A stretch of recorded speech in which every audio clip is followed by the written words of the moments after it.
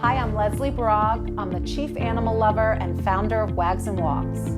Our mission is simple: to break the stigma that rescue dogs are damaged goods and help decrease the number of dogs euthanized in local shelters. The challenge, however, is immense. Every day we go through the highest of highs and the lowest of lows.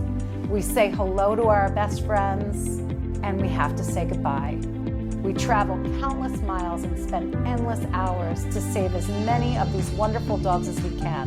And we do whatever it takes to help find them their forever homes.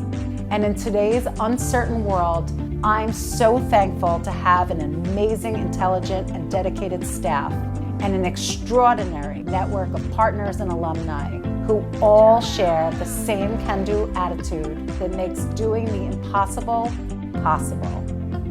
This is Wags and Walks.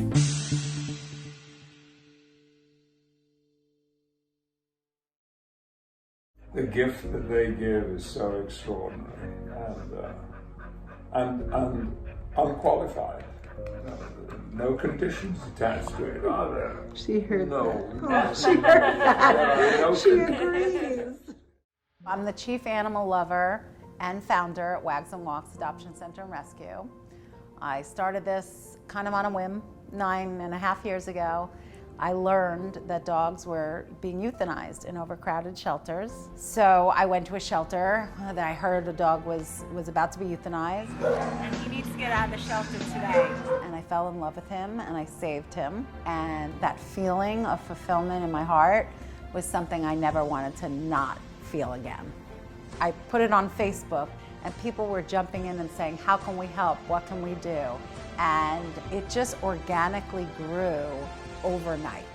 And we found this little home not too far from where I lived. So we had somebody live in the home so that dogs were cared for on site. There were only 5, but it was better than being in my home. And we had volunteers come and walk the dogs, and we started creating this community. And as we got bigger and bigger in this little house, we realized if we wanted to continue saving dogs, and now we were at 500 dogs saved in 3.5 years, we would need a space. This is where happiness starts. This is our Wags and Walks Adoption Center. This space, which is a beautiful 4,200 square foot space, we built it the way I dreamed of. I wanted it happy and cozy and bright and somewhere where people felt like they were home. And I wanted the community to feel like they could come here for camp, for training programs, kids programs. And it's exactly what, I envisioned when I wanted a space like this. This is our beautiful waiting room.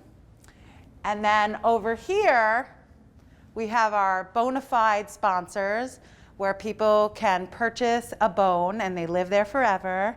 For Wags and Walks, one of the first really exciting things that happened was we met Sir Patrick Stewart. You have a dog for the first time in a long time, is that right? In over 50 years, and she only arrived a few hours ago at our house.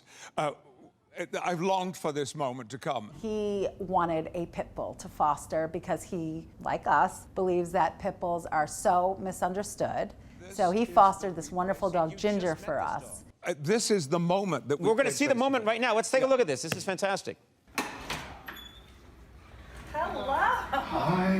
Ginger, look. Hi, Ginger. Hi, girl. Oh, thank you for that. That was a very nice greeting. And him fostering Ginger became a viral sensation, and him and his wife fell in love with her, and they wanted to keep her, but the UK, where they live, bans pit bulls.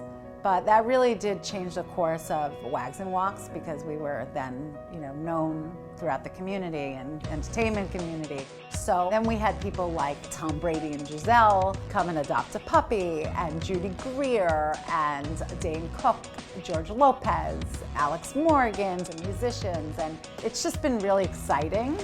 He was found on the streets. Yeah, I got him from a rescue called Wags and Walks, and he was found in the streets of Pico Rivera at 3 months old, and he came into the house, and I love the saying, do we rescue them or do they rescue us? Yeah. And he definitely brought me back.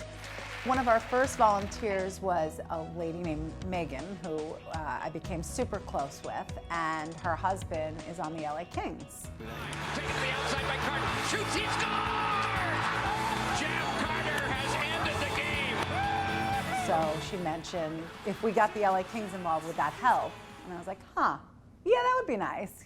And they were all in. What can we do? So every year we have an annual gala, which is our big fundraising event.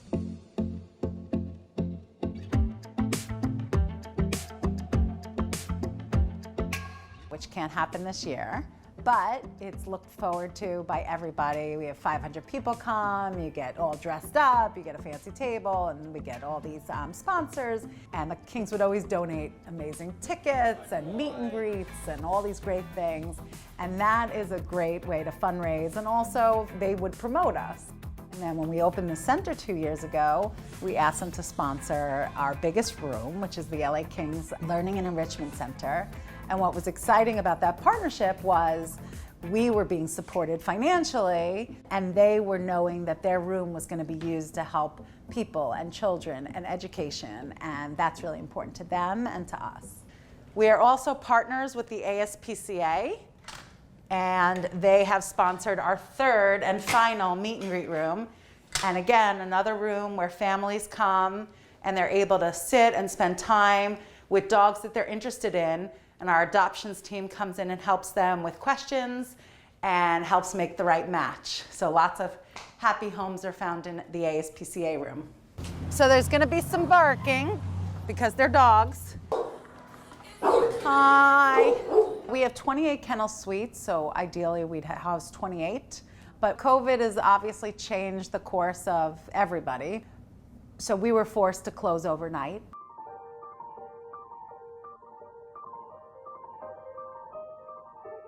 And we had to get 28 dogs out of their kennels and into foster homes in one night.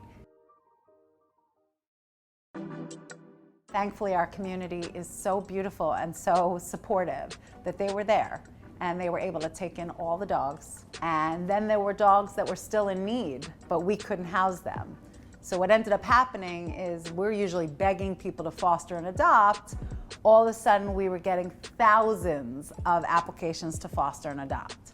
So then we had a different problem, sort of, where it was exciting, but we thought, okay, but we have to choose people that are appropriate.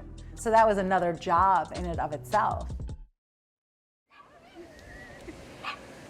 To date, we've rescued about 5,800 dogs.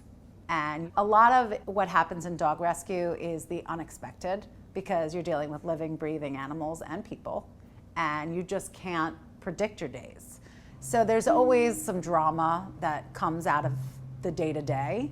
There are dogs that get lost in a foster home. So then all of a sudden, all of us are with flashlights up and down Laurel Canyon. There was once a dog here that we were just evaluating, and before I could even process it, the dog lunged at me and started attacking me. And I'm fine, but there's the people and the dogs, and it's just complicated.